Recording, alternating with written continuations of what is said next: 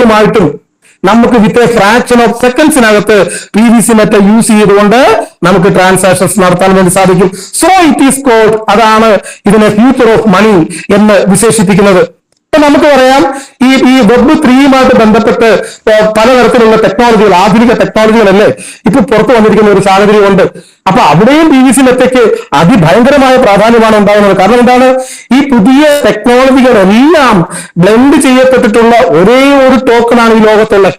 ഒരേ ഒരു NFT ടോക്കണാണ്, ഒരു മൾട്ടിപർപ്പസ് NFT ടോക്കണാണ് PVC meta, the future of money എന്ന് പറയുന്നത്. അപ്പൊ ആ പുതിയ ടെക്നോളജികൾ ഏതൊക്കെയാണ് നമുക്ക് എല്ലാവർക്കും അറിയാം.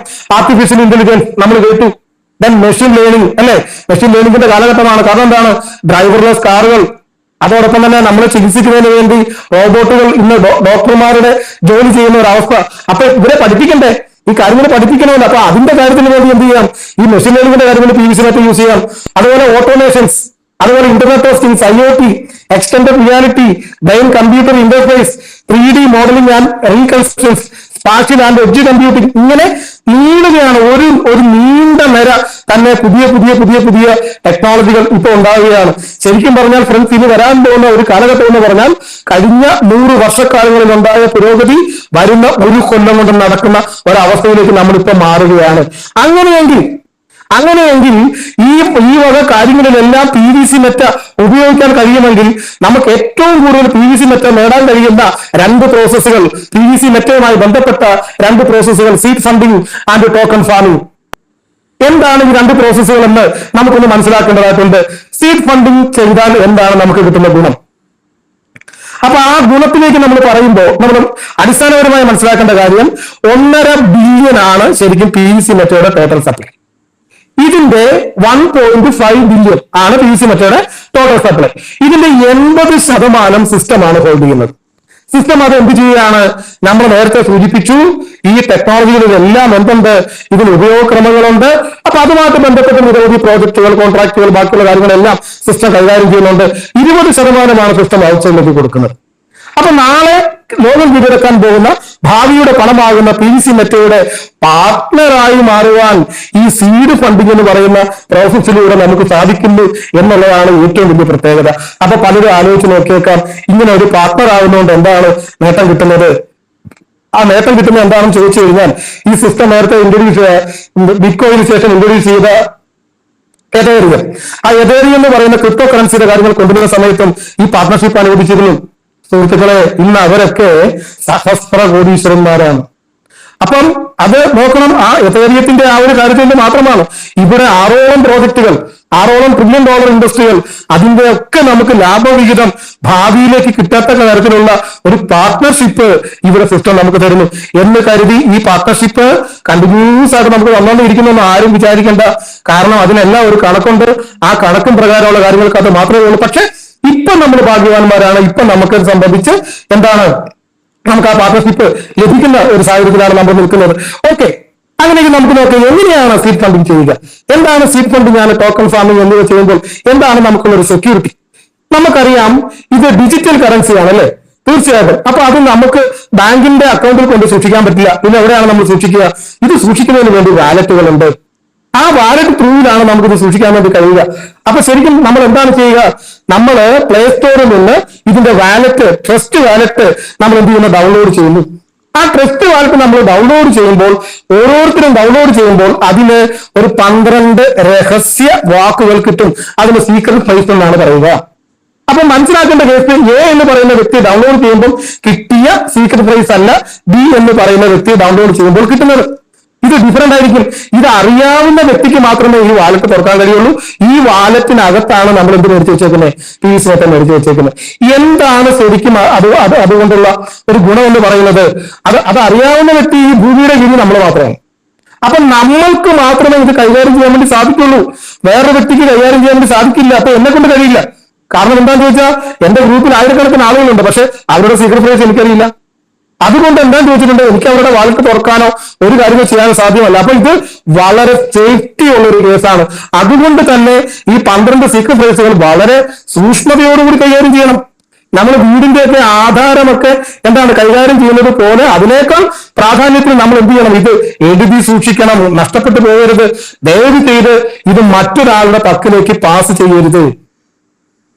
അങ്ങനെ പാസ് ചെയ്ത് കഴിഞ്ഞിട്ട് ആരെങ്കിലും എന്തെങ്കിലും ഒരു ഫ്രോഡ് പരിപാടി കാണിച്ച് നിങ്ങളുടെ വാലറ്റിൽ കിടക്കുന്ന PVC മെറ്റ വല്ലവരും അടിച്ചോണ്ട് പോയാൽ അവനവൻ മാത്രമാണ് അതിനകത്ത് ഉത്തരവാദി. വേറെ ആരും അതിന്റെ ഉത്തരവാദിത്തം ഏറ്റെടുക്കുന്ന ഒരു കേസേ ഇല്ല. ഇനി നോക്കൂ, ഇവിടെ നമ്മൾ PVC മെറ്റ മേടിക്കുന്നു, അതിനുശേഷം PVC മെറ്റ എന്ത് ചെയ്യുന്നു, ഈ പറഞ്ഞേക്കുന്ന പിന്നെ ഈ വാലറ്റിലേക്ക് നമ്മൾ സൂക്ഷിക്കുന്നു. ദെൻ അതിനുശേഷം PVCmeta.io എന്ന് പറയുന്ന ആ ഒരു ഡൊമൈനിലേക്ക് നമ്മൾ ഇതിനെ കണക്ട് ചെയ്ത് കഴിയുമ്പോഴത്തേക്കും തീർച്ചയായിട്ടും സീഡ് ഫണ്ടിങ്ങിന്റെ കാര്യങ്ങൾക്കകത്ത് സ്റ്റാർട്ടിംഗ് ആയി. ആ സീഡ് ഫണ്ടിങ്ങിന്റെ കാര്യങ്ങളൊക്കെ സ്റ്റാർട്ട് ചെയ്യുമ്പോൾ നമുക്കൊരു 0.20% വെച്ചിട്ട് നമുക്ക് ഡെയിലി റിട്ടേൺ അതിലേക്ക് വന്നുകൊണ്ടേയിരിക്കും. അങ്ങനെ ആ ഡെയിലി റിട്ടേൺ ആ രീതിയിൽ കയ്യിലേക്ക് വരുമ്പോൾ അത് എത്ര ദിവസം വരെ കിട്ടും? 1000 ദിവസം വരെ കിട്ടും. ഇങ്ങനെ 1000 ദിവസം വരെ കിട്ടുമ്പോൾ നമുക്ക് എന്താണ് ഫ്രണ്ട്സ് അവിടെ സംഭവിക്കുക? നോക്കൂ, നമ്മളൊരു എക്സാമ്പിൾ ആയിട്ട് പറഞ്ഞാൽ ഒരു 1000 PVC മെറ്റ വാങ്ങിക്കൊണ്ടാണ് നമ്മൾ സീഡ് ഫണ്ടിങ് സ്റ്റാർട്ട് ചെയ്തതെന്ന് കരുതുക. ആ സീഡ് ഫണ്ടിങ് നമ്മൾ സ്റ്റാർട്ട് ചെയ്തു, പിറ്റേ ദിവസം ഒരു 0.20% വെച്ചിട്ട് ആ വാലറ്റിലേക്ക് അതിന്റെ റിട്ടേൺ വരികയാണ്. അത് വരുന്നത് മൊത്തം നമ്മുടെ കസ്റ്റഡിയിൽ ഇരിക്കുന്ന വാലറ്റിനകത്താണ്, വേറെ ആർക്കും അതിനകത്തൊന്നും ചെയ്യാൻ കഴിയില്ല. ഇത് 1000 ദിവസത്തോളം ഈ 0.20 വെച്ചുള്ള റിട്ടേൺ വന്നു കഴിയുമ്പോൾ എന്ത് സംഭവിക്കും? നമ്മൾ വാങ്ങിയത് 1000 PVC മെറ്റയാണ്, അതിന്റെ പൈസ കൊടുത്തത് എത്ര ആയിക്കോട്ടെ. പക്ഷേ ഈ 0.20 വെച്ച് 1000 ദിവസം കിട്ടുമ്പോൾ നമ്മുടെ PVC മെറ്റയുടെ എണ്ണം 2000 മാറും. അതാണ് ഇവിടുത്തെ ഏറ്റവും വലിയ ഹൈലൈറ്റ്.